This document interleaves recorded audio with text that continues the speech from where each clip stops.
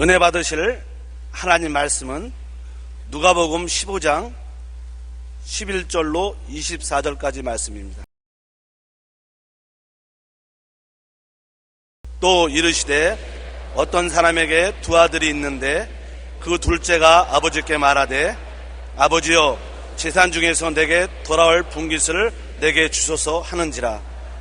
아버지가 그 살림을 각각 나누어 주었더니 그 며칠이 안 되어 둘째 아들이 재물을 다 모아가지고 먼 나라에 가 거기서 허랑방탕하여 그 재산을 낭비하더니 다 없앤 후 그 나라에 크게 흉년이 들어 그가 비로소 궁핍한지라.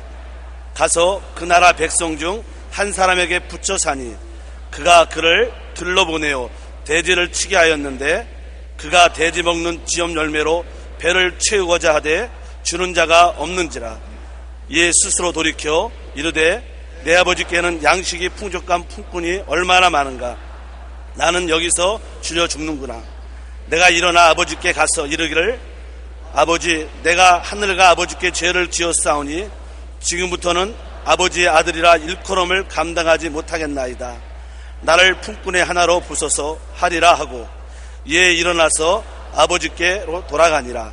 아직도 거리가 먼데 아버지가 그를 보고 측은히 여겨 달려가 목을 안고 입을 맞추니 아들이 이르되 아버지, 내가 하늘과 아버지께 죄를 지었사오니 지금부터는 아버지의 아들이라 일컬음을 감당하지 못하겠나이다 하나. 아버지는 종들에게 이르되 제일 좋은 옷을 내어다가 입히고 손에 가락지를 끼우고 발에 신을 신기라. 그리고 살찐 송아지를 끌어다가 잡으라. 우리가 먹고 즐기자. 이 내 아들은 죽었다가 다시 살아났으며 내가 잃었다가 다시 얻었노라 하니 그들이 즐거워하더라. 아멘.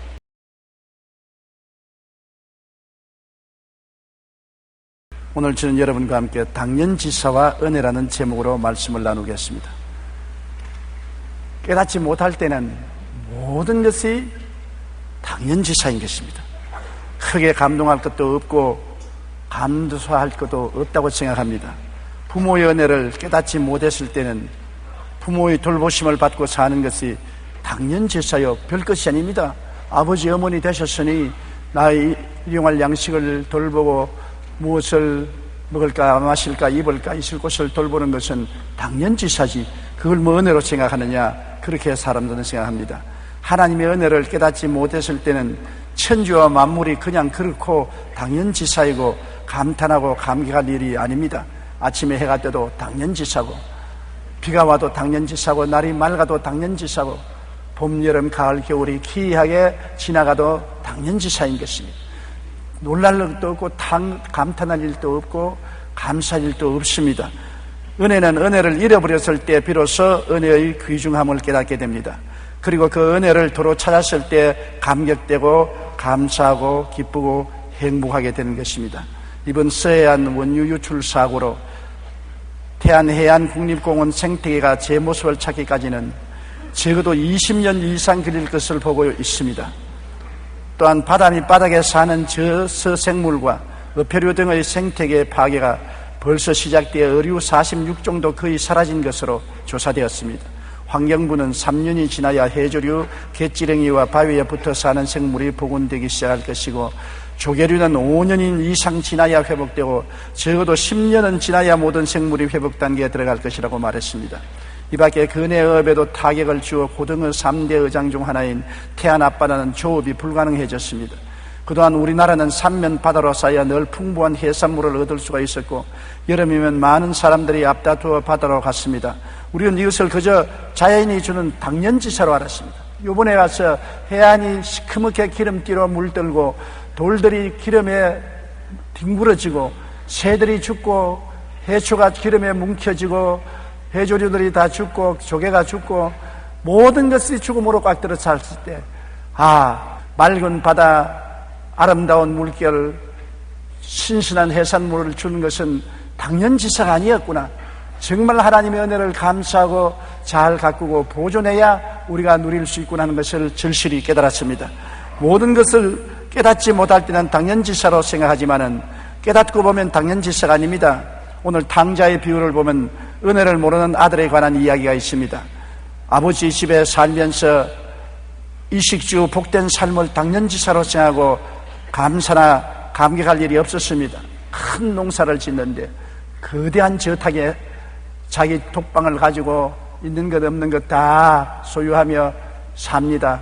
아침, 점심, 저녁 때를 따라 먹고 좋은 옷을 입고 행복한 나날을 사는 것을 당연지사로 생각했습니다. 이건 아버지가 우리에게 해줘야 될 당연한 일이 아닌가. 그래서 조금도 감사하게 생각하지 않고 은혜로 생각하지 않았습니다.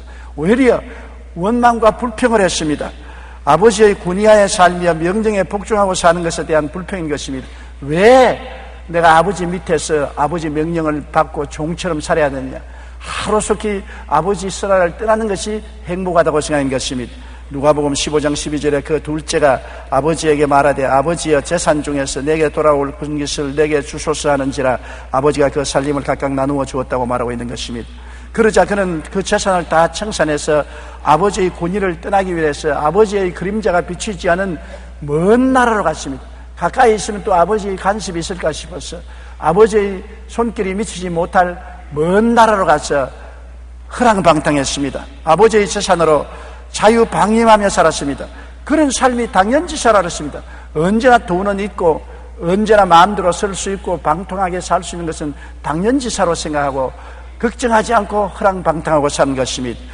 누가복음 15장 13절에 그 후 며칠이 안 되어 둘째 아들이 재물을 다 모아가지고 먼 나라에 가서 거기서 허랑방탕하여 그 재산을 낭비하더니 당연지사가 항상 계속되는 건 아니지 않습니까?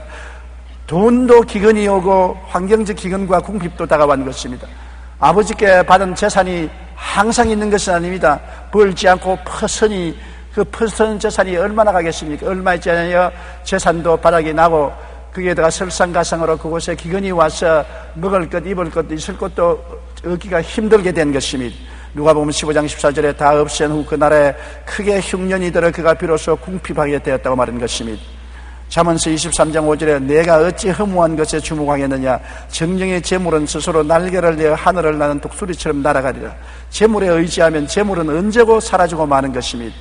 이 사람은 자기 돈도 다 잃어버리고 이제는 기근이 와서 모든 사람이 굶주리기 전에 직장도 얻을 수가 없고 셋집에서는 방세를 올리고 안 내면 나가라고 말합니다. 이제는 길거리에 주저앉게 되고 홈레스가 되고 비참하게 된 것입니다. 호구주책의 어려움과 고통은 말할 수 없습니다. 직장을 구하러 아침 일찍부터 저녁까지 길거리를 방황하다가 겨우 얻은 것이 어떤 부자 농부의 돼지우리에 돼지 치는 직업을 얻은 것입니다. 유대인들은 돼지 치는 직업이 제일 낮은 직업인 것입니다. 그것은 도시 안에 있지 않고 저 변두리에 있는 것입니다. 누가복음 15장 15절에 가서 그 나라 백성 중 한 사람에게 붙여 사니 그가 그를 들로 보내어 돼지를 치게 되었는데 돼지를 치면서도 배고프고 춥고 괴로움이 말로 다 할 수 없었습니다. 돼지가 먹는 쥐 열매를 나누어 먹으려고 하다가 돼지에게 물리고 짓밟혔습니다. 배가 너무나 고팠습니다. 너무나 추웠습니다. 너무나 고통스러웠습니다. 그러니까 어찌할 수 없이 아버지 집에 살던 옛날을 생각할 수밖에 없었습니다. 여러분, 우리도 경험하지 않습니까? 우리 자녀들이 해외에 가서 잘 살 때는 부모에게 1년에 전화하면 할까 말까 하는 것입니다. 그러나 전화가 자주 오면 큰 탈난 줄 아십시오. 열흘이 넘지 않고 아버지 어머님 잘 계십니까? 행복하십니까? 기체후 만강하시옵니까? 그러면 고장났구나. 비로소 부모를 생각하고 부모의 은혜를 기억하는 것은 그만큼 자기가 어렵게 되었다는 것입니다. 고통스러우니까 부모의 설화 밑에 살던 그 옛날의 축복이 기억이 나는 것입니다. 당연지사가 아닌 것을 알게 된 것입니다. 이 탕자도 누가복음 15장 16절로 11절에 보면 그가 돼지 먹는 쥐염 열매로 배를 채우고자 하되 주는 자가 없는지라 이에 스스로 돌이켜 이르되 내 아버지에게는 양식이 풍족한 품꾼이 얼마나 많은가. 나는 여기서 줄여 죽는구나. 줄여 죽게 되자 의식주의 생활이 당연지사가 아니라 아버지의 크신 은혜라는 것을 깨달았습니다. 매일같이 자고 깨고 일어나고 먹고 마시고 사는 것은 당연지사지 그렇게 생각했는데 아니에요. 자기가 굶주려 죽게 되어 보니 그것이 당연지사가 아니라 아버지 어머니의 특별하신 배려와 사랑과 돌보심의 따뜻한 손길이요 큰 은혜라는 것을 깨닫게 된 것입니다. 그에게 당연지사는 하나도 없었습니다. 은혜만이 그를 살릴 수 있다는 것을 깨달았습니다. 그래서 은혜 없이는 못 산다는 것을 깨달았습니다. 이것이 이 아들에게는 큰 깨달음인 것입니다. 그가 신발을 신지 못하고 등에 옷이 다 벗겨지고 손이 터지고 배가 굶주려지고 얼굴이 뼈만 남게 되고 앙상하게 되었을 때 비로소 인생을 사는 것이 당연지사가 아니라 모든 것이 은혜구나 하는 것을 생각하게 된 것입니다. 먹고 마시고 자고 깨는 것이 그대로 되는 것이 아니구나. 이 하나님의 은혜 아니고 아버지의 은혜 아니고는 살 수가 없다는 은혜를 생각하게 된 것입니다. 그래서 그는 은혜를 찾아서 돌아가기로 작정한 것입니다. 아버지께로 돌아가서 이제는 아버지를 당연지사의 아버지로 생각하지 아니하고 은혜를 베푸는 주인으로 섬기고 자기의 아들이 된 것은 당연지사로 생각하지 아니하고 품꾼으로 복종하는 삶을 갖겠다고 마음에 결심했습니다. 큰 변화가 왔습니다. 당연지사일 때는 아버지가 날 돌보는 건 당연한 것 아니에요. 나는 아버지의 아들이니 상속을 받는 것 당연한 일 아니에요. 그랬다가 고난을 닦고 보니 아버지가 크게 보입니다. 위대하게 보입니다. 아버지가 아버지보다도 위대한 주인으로 보입니다. 자기는 너무나 비천한 품꾼으로 보입니다. 종도 훌륭합니다. 종보다 못한 날릴 품꾼으로 자기를 보았던 것입니다. 태도의 변화가 왔습니다. 은혜를 모를 때는 당당하고 자신만만하고 교만했지만은 은혜를 깨닫고 난 다음 자기가 얼마나 무력하고 보잘것없고 빈손 들고 비천한 것을 깨달아 알게 되고 은혜 베푸는 아버지가 얼마나 위대하고 훌륭하고 자상스러운 것을 알게 된 것입니다. 누가복음 15장 18절로 19절에 내가 일어나 아버지께 가서 이르기를 아버지 내가 하늘과 아버지께 죄를 지었사오니 지금부터는 아버지의 아들이라 일컬음을 감당치 못하겠나이다. 나를 품꾼의 하나로 보소서 하리라 하고 얼마나 큰 변화입니까? 그가 아버지 집에서 나올 때는 당연지사로 당당하게 아버지 재산 정리해서 어깨에 걸머쥐고 힘찬 발걸음으로 나와서 먼 나라에서 허랑방탕하고 살 때는 당연지사로 그랬는데 기근이 오고 돈이 떨어지고 박대를 당하고 버림을 받고 배가 고파 죽게 되니까 아버지의 재산이 보통 재산이 아닙니다. 당연지사가 아니지요. 아버지가 재산 준 것 얼마나 큰 은혜입니까? 아버지의 좋은 주택에 사는 것 엄청난 은혜지 당연지사가 아닌 것을 알았고 자기가 당당하던 자기 자신이 얼마나 부끄럽고 못난 것을 알게 된 것입니다. 모든 것이 은혜로 사는 것이지 은혜 없이는 못 사는 것을 알았었습니다. 그래서 그에게는 당연지사는 없고 모든 것이 은혜인 것을 깨달았습니다.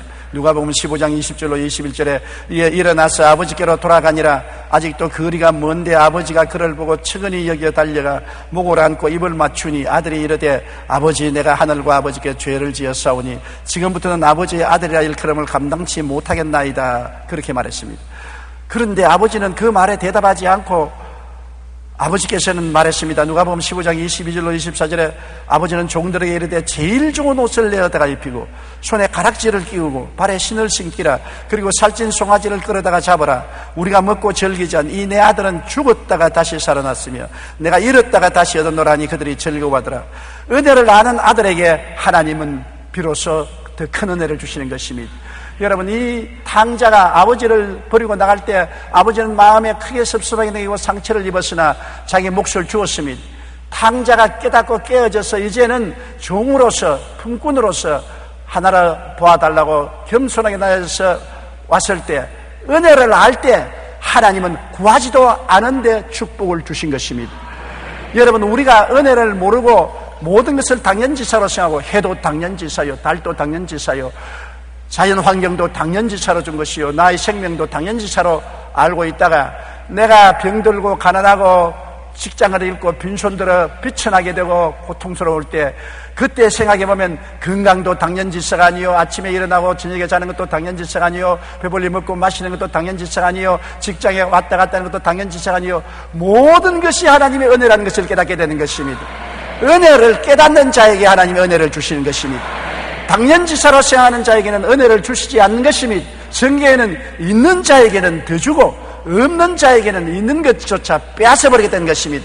은혜를 은혜로 알고 감사하면 더 주고 은혜를 은혜로 생각하지 아니하고 당연지사로 생각하고 감사하게 생각하지 아니하면 있는 것조차 기근이 들어 다 빼앗기고 만다는 것을 이 성경을 통해서 주님이 우리에게 가르쳐주는 것입니다. 하나님이 우리에게 주신 것이 얼마나 많습니까? 부모를 주시고 형제를 주시고 일용할 양식을 주시고 수많은 시험과 환난을 통해서 지금까지 살아있게 한 것이 당연지사가 아닙니다. 하나님이 돌보아 주셔서 지금까지 살아난 것입니다. 이것을 당연지사로 생각하기 때문에 우리가 매일매일 생활에 감사하지 아니하고 오히려 원망과 불평을 하고 사는 것입니다. 그러나 우리에게 큰 고통과 사고가 닥쳐서 모든 것이 궁핍하고 어려워지면 비로소 살아온 생활이 당연지사가 아니라 하나님의 은혜인 것을 깨닫고 회개하고 감사하며 찬미하기 시작할 때 하나님은 비로소 우리에게 더 큰 은혜를 베풀어 주시기 시작하는 것입니다. 제일 좋은 옷을 입혀라. 에베소서 2장 8절에 너희는 은혜에 의하여 믿음으로 말미암아 구원을 받았으니 이것은 너희에게서 난 것이 아니요 하나님의 선물이라고 말한 것입니다. 우리가 구원받은 것 하나님의 선물입니다. 하나님의 은혜로 주신 것입니다. 우리가 우리의 힘과 능력으로 구원받은 것이 아닙니다. 하나님의 은혜를 깨닫고 회개하고 돌아올 때 선물로 은혜의 옷, 구원의 옷을 입혀주는 것입니다. 제일 좋은 옷이 뭡니까? 용서와 의의 영광스러운 옷인 것입니다. 그리고 가락지를 끼워라. 요한복음 1장 12절에 영접하는 자 곧 그 이름을 믿는 자들에게는 하나님의 자녀가 되는 권세를 주었으니, 가락지라는 것은 유대인의 사회에서 친자식으로 낳으면 그 손에 가락지를 끼워주는 것입니다. 그 가락지에 어머니, 아버지와 형제들 이름이 기록되어 있는 것입니다. 이 아들은 집을 나갈 때 가락지를 뽑아서 던져버렸습니다. 나는 이 집안 식구 아니라고 했습니다. 그러나 은혜를 깨닫고 돌아오니까 도로 아들로 만들어주신 것입니다. 우리도 죄를 짓고 불의하고 추악하여 하나님을 떠났지만은 회개하고 돌아오면 하나님께서 자녀가 된 증거로서 가락지를 끼워주시는 것입니다. 성령의 가락지를 우리에게 끼워주어서 하나님의 자녀의 권세를 주신 것입니다. 신발을 신겨라. 여러분, 옛날에 종은 신발을 신지 않고 맨발 벗고 다닙니다. 아들은 신발을 신습니다. 밭에서 일할 때 아들도 일하고 종들도 같이 일하는데 누가 아들이고 종인지 알려면 발을 보면 아는 것입니다. 신발을 신지 않은 자는 종이고 신발을 신고 일하는 자는 아들인 것입니다. 우리에게는 하나님이 신발을 예비해 주는 것입니다. 요한 3서 1장 2절에 사랑하는 자여 내 영혼이 잘됨같이 내가 범사에 잘되고 강건하기를 내가 강구하노라. 삼중 축복이란 신발을 예비해 주신 것입니다. 은혜를 아는 자에게 이렇게 인생을 풍부하게 살도록 신발을 내려주시는 것입니다. 그 다음 그 아들에게 원치도 아니했는데 살찐 송아지를 잡았습니다. 빼빼한 병든 송아지가 아니라 살찐 송아지를 잡은 것입니다. 은혜를 아는 자에게는 살찐 송아지를 주시는 것입니다. 로마서 14장 17절에 오직 성령 안에 있는 의와 평강과 희락이라 우리에게 살찐 송아지와 같이 의로움과 평강과 희락을 넘치게 채워주시는 것입니다.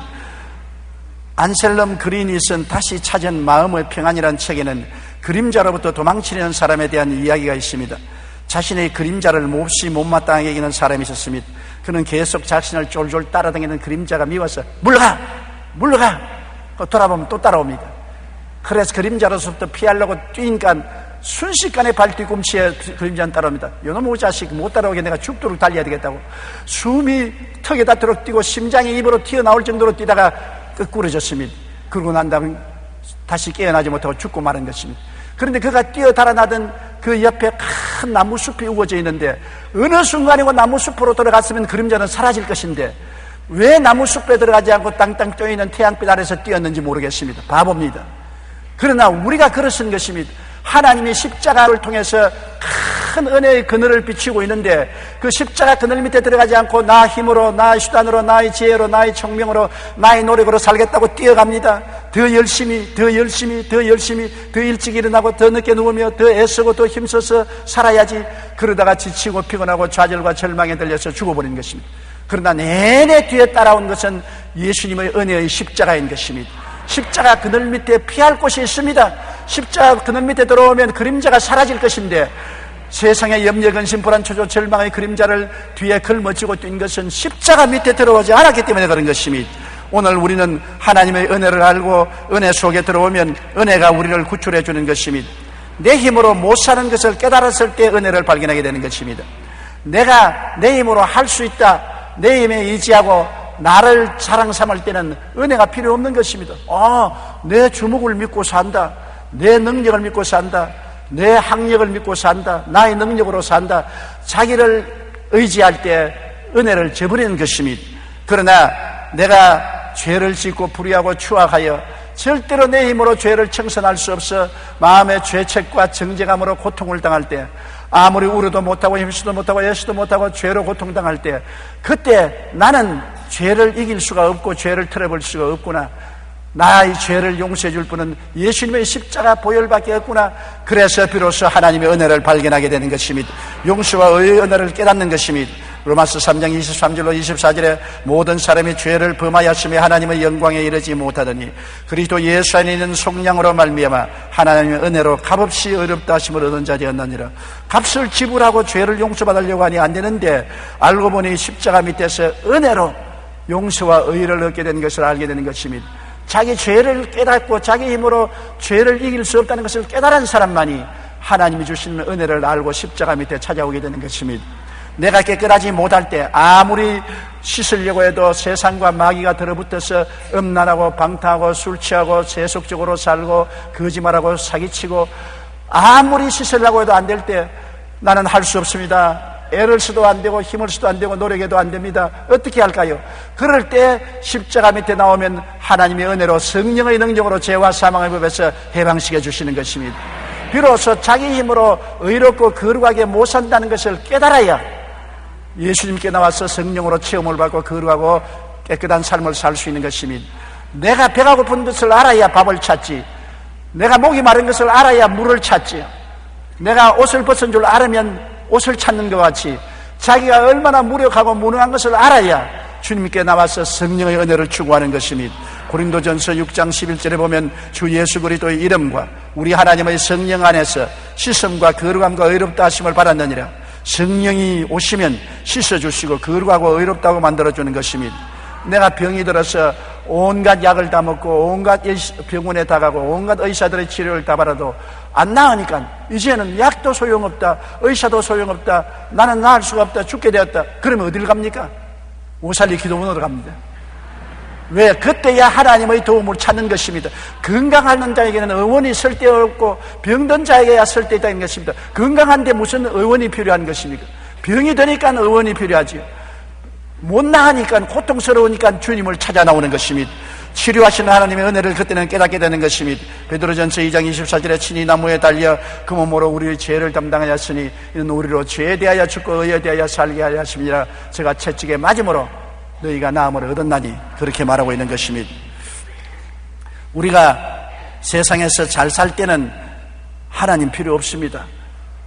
하나님을 뭐 의지하노? 내 잘 먹고 잘 입고 잘 사는데, 내가 열심히 일해서 잘 투자해서 사업 잘해서 잘 사는데 무슨 하나님께 감사할 거느냐? 잘 될 때 그런 큰 소리 합니다. 그러므로 부자가 천당에 들어가는 것은 약대가 바늘기로 들어가는 것보다 힘듭니다. 부자는 이 세상에 부자일지 몰라도 참으로 불행한 사람인 것은 재물을 의지하고 부를 의지하기 때문에 하나님을 찾지 않고 하나님을 의지하지 않습니다. 마음이 가난한 자가 복이 있나니 천국이 저희 것이며, 가난해야 나를 부하게 만들어주시는 하나님을 찾게 되는 것입니다. 여러분께서 예수 믿기 전에 부자 안 된 것 얼마나 감사한지 몰라요.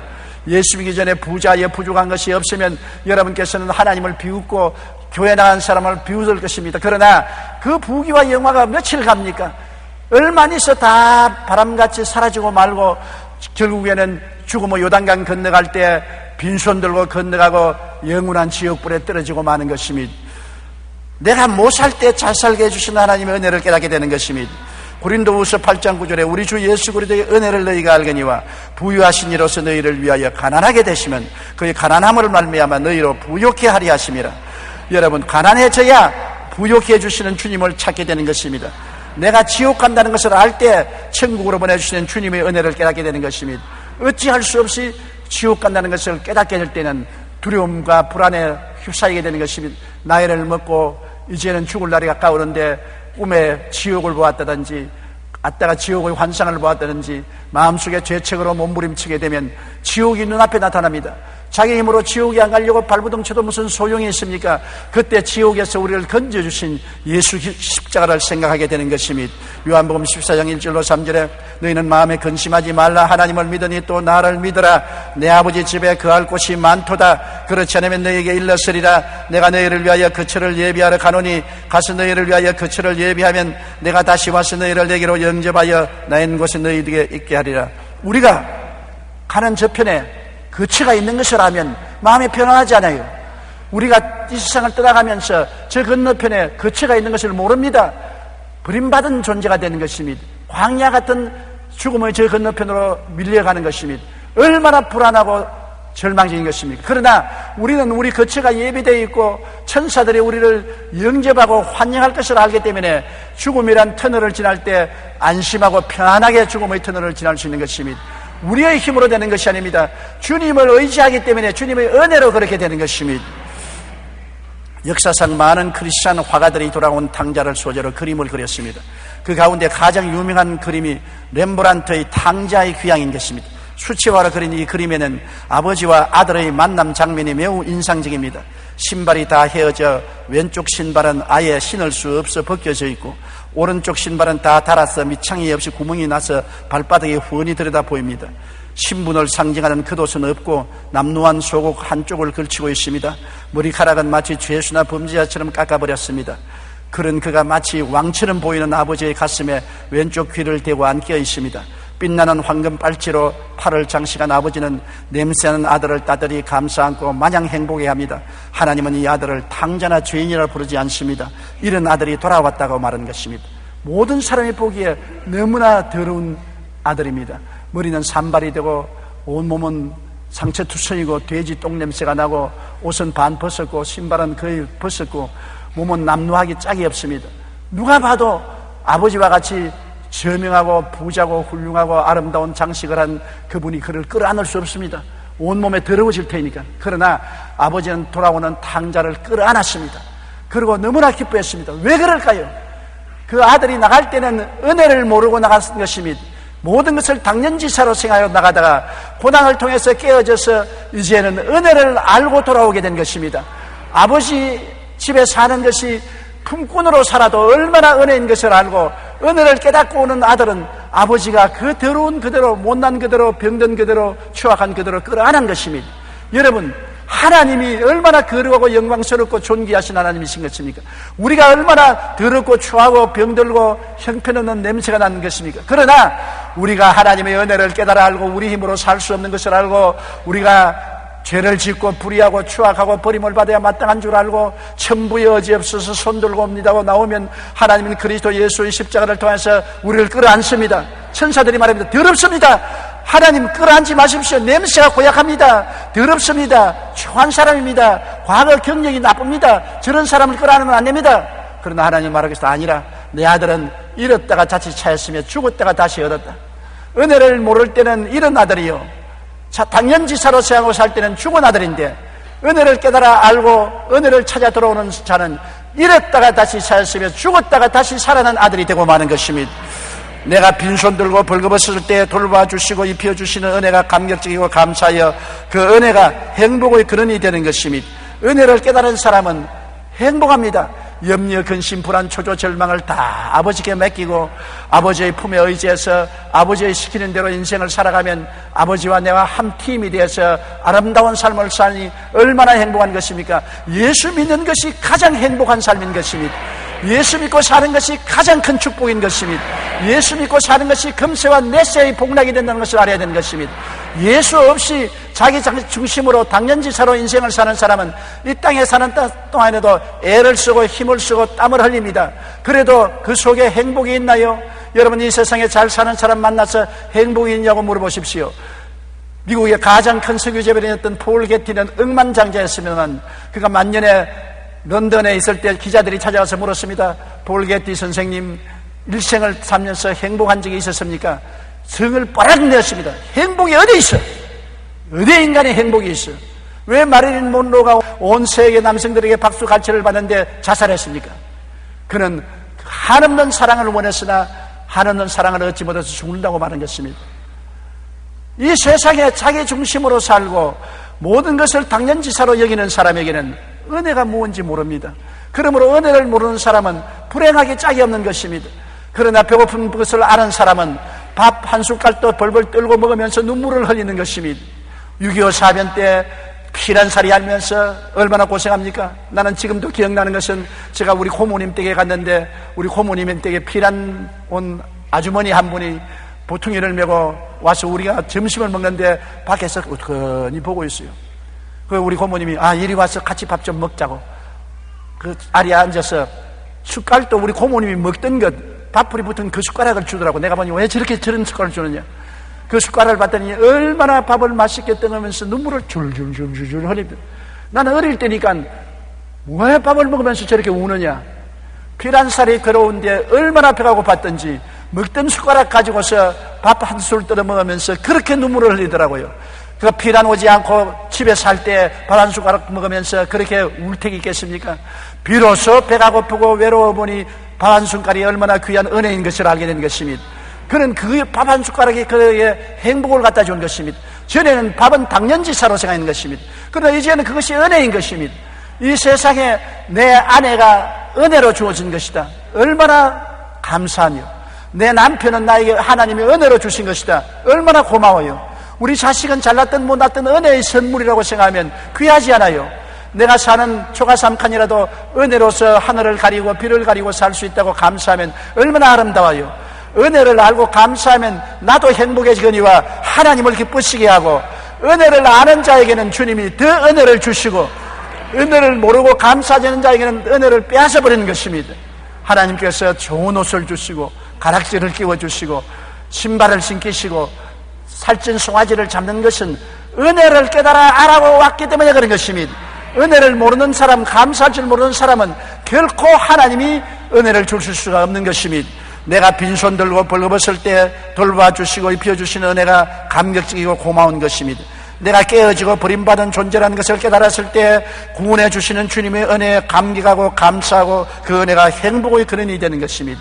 오늘날 사람들이 행복하지 않은 것은 은혜를 깨닫지 못하기 때문에, 감사하지 못하기 때문에 행복 못한 것입니다. 환경 때문에 그런 거 아닙니다. 좀 더 좋은 집이 있으면, 좀 더 돈이 많으면, 좀 더 좋은 차를 타면, 좀 더 좋은 옷을 입으면, 좀 더 좋은 남편이 있으면, 좀 더 좋은 아내가 있으면 행복하겠다.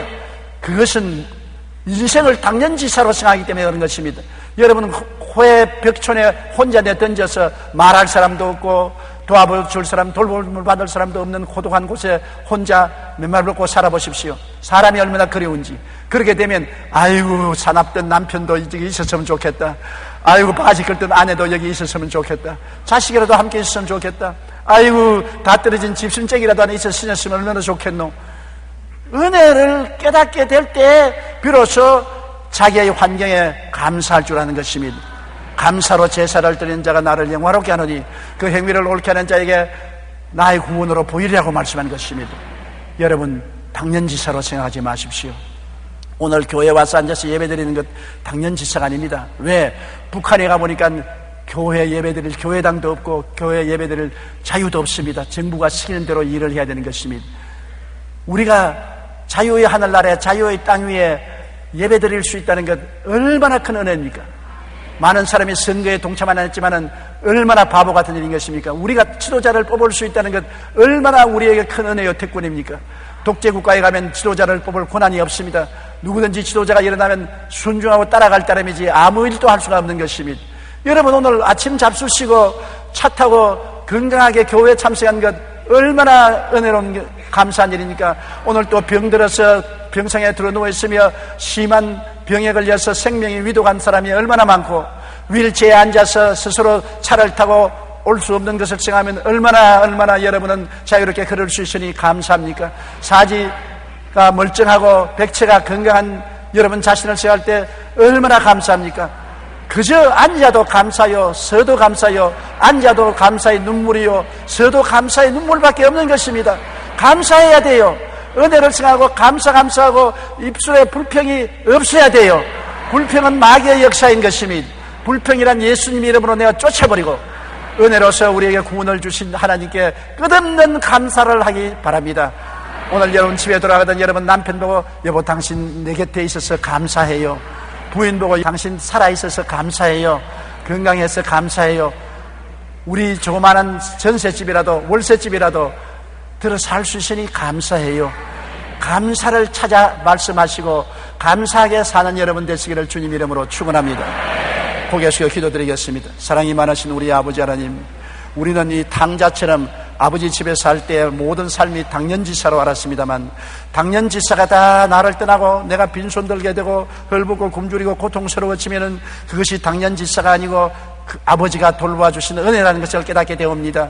내 아버지, 우리는 너무나 은혜를 깨닫지 못하고 당연지사로 생각하고 원망 불평이 감사보다 앞섰습니다. 항상 비교 인생을 살아서 남과 나를 비교하고 환경과 비교하며 자기의 없는 것을 불평했습니다. 용서하여 주시옵소서. 아버지 하나님이시여, 우리에게 주신 많은 것을 헤아려 보게 도와주시옵소서.